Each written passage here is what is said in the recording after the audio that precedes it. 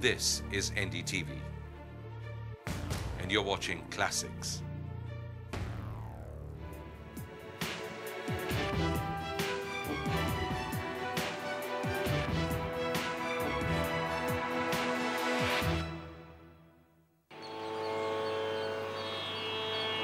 अहोमृतं स्वनं श्रुतं महेशकेशजातटे किरातसूतवाडवेषु पण्डिते शठे नटे दुरन्तपापतापहारि सर्वजन्तुशर्मदे त्वदीयपादपङ्कजं नमामि देवी नर्मदे नमामि देवी नर्मदे नर्मदे नर्मदे. Sunrise at Omkareshwar in Madhya Pradesh.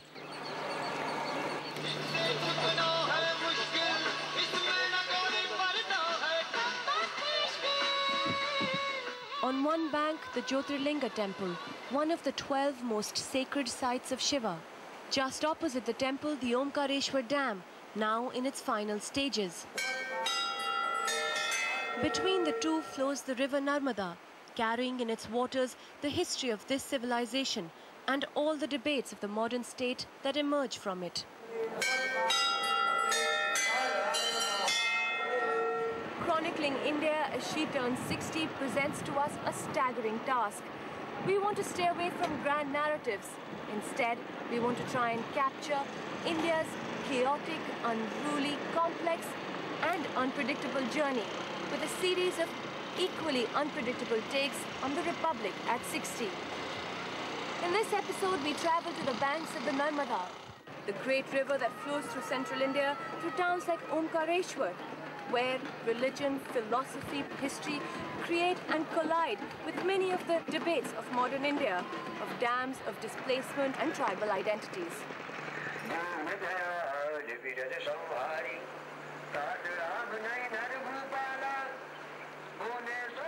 Narmada मैया की गोदी में ही बैठे हैं और क्या है, वही हमारी माँ है, वही बाप है, वही पालनहार वही है हमारी.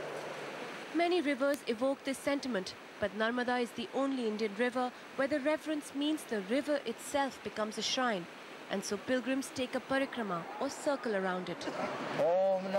Like this group of pilgrims. We join them at the last leg of what's been a tough, rigorous journey. 2,700 kilometers of following the river, which must always be kept to the right. The only 2 points of crossing, Amarkantak, the river's source, or Bharuch, where it empties into the Arabian Sea. Once the entire river is circled on foot, the culmination of the pilgrimage requires another mini parikrama, this time around the Omkareshwar island.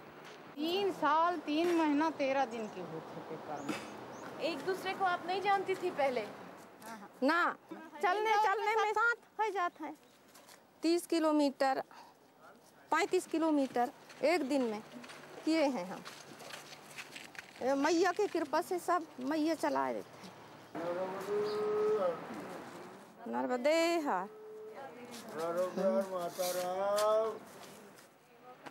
It's the parikrama and the river that has drawn Hartosh Singh Bal again and again. First as a journalist reporting extensively from the region. Now as a writer trying to chronicle the river's history. Hartosh becomes a sutradhar for our journey in Omkareshwar. Well, in some ways, really all the conflicts, all the different clashes and the assimilations of culture that happen on the Narmada in some ways are represented on this tiny island in some way or the other. It's about 7 kilometers around. It is at the heart of the Narmada, and Narmada flows through the center of the country. I think the Adi Shankaracharya was the first man in a real sense to map out the geography of this country as we have it today. And the place that he gained enlightenment was Omkareshwar. And right at the heart of this island, where you have classical Hinduism, you also have a lot of other things coming together. You have the Bhils, you have tribals, you have the dam, you have displacement. All these themes sit together right at the heart of the river. The parikrama path, the temple and the bathing ghats keep most pilgrims to the outer edge of the island.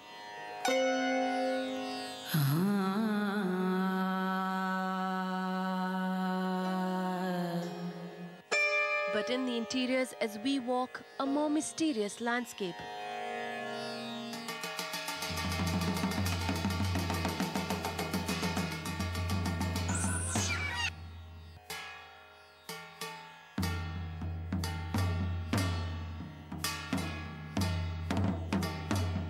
Here at every step lie remnants and ruins, scattered and surreal.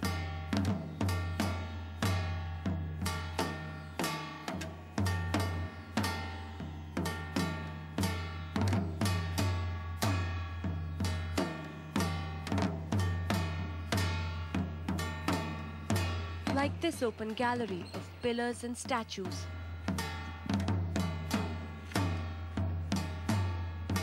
मेरा नाम देवी सिंह सोलंकी। जी हाँ, मैं यहाँ पुरातत्व विभाग से हूँ। मैं यहाँ पर इसकी देखरेख में हूँ। यहाँ पर भाई करीब करीब ये समझ लिए 500 साल पुराना है सभी। कोई उत्खनन हुआ है यहाँ पे? नहीं, अभी ऐसा कोई उत्खनन नहीं हुआ। मतलब जो ओपन में मिला है ये सब वही है। अभी उत्खनन कुछ नहीं हुआ इसमें। The iconography is powerful, the forms feminine. So then, is this perhaps the landscape of the powerful but neglected Yogini cult, the worship of the Devi? No clear answers.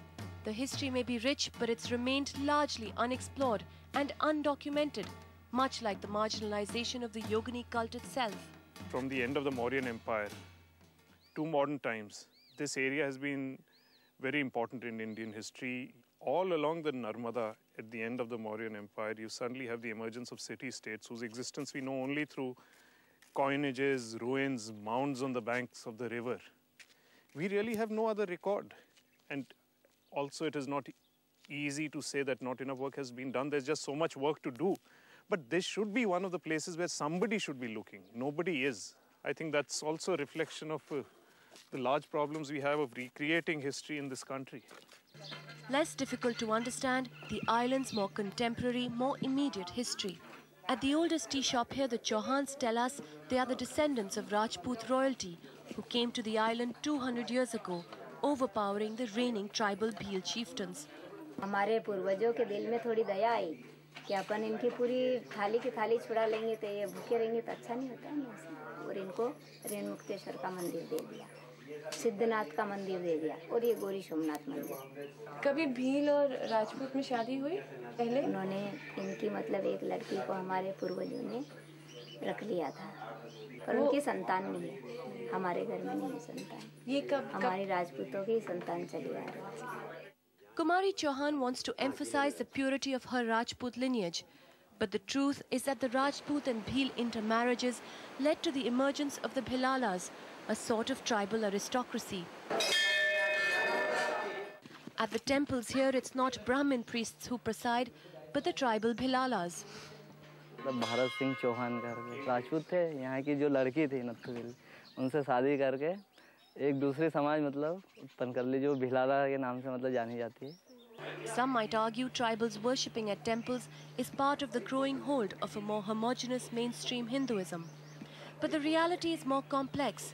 At Omkareshwar as temple priests, Bhilalas are subtly challenging the traditional hierarchies of the Hindu Brahmanical order. अच्छा रहा रूढ़ी रिवाज हमारा जैसा महाजन लोगों में चलता आ रहा, बनिया है ठाकुर है, हमारे दहेज वगैरह ये कुछ नहीं लेते, लड़के वाले और लड़के वाले को देते हैं सही। अच्छा ये भील समाज की प्रथा? हाँ ये प्रथा है हमारी। Towering over these complexities and the temple is this recent construction, funded, we are told, by a media baron. There's nothing really to say about this. If you look at the island from everywhere, the view that once dominated this island was that Gauri Somnath temple, which you've seen. It is an exquisite piece of architecture.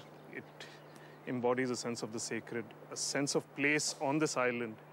And this seems to be born out of some sense of personal sense of aggrandizement, a total lack of sensibility that we keep finding over and over again, wherever we go on this island, in whatever is being done. The clash of sensibilities all the more acute in an India in transition. we were to come across many more such disconnects in Omkareshwar. Across another exquisite temple, the Siddhnath Mandir, rises the Omkareshwar Dam. It's being built as part of the Sardar Sarovar project, the biggest and the most controversial dam project in India. The reasons for controversy are many. A simple but troubling point is the location of this dam itself. हम लोग engineering कर रहे हैं, B कर रहे हैं, B we are on bunk. But actually I am saying that the dam right in this part of the river is not being allowed to be made right here. थोड़ा city से अगर दूर बनाया जाए तो काफ़ी अच्छा रहेगा ये। तो अभी संगम पे बनाना है तो अपने धार्मिक लोगों के लिए गलत होता है। Choice of this site is absolutely incorrect for reasons other than technical. I mean, just to stand here and to see this is to realize this. This dam, for example, does not even have an environmental impact assessment. There are certain norms which are both to do with our own cultural sensibilities and others which are legal, which need to be fulfilled before you go ahead and build something like this. And under either of those conditions, this dam doesn't make sense.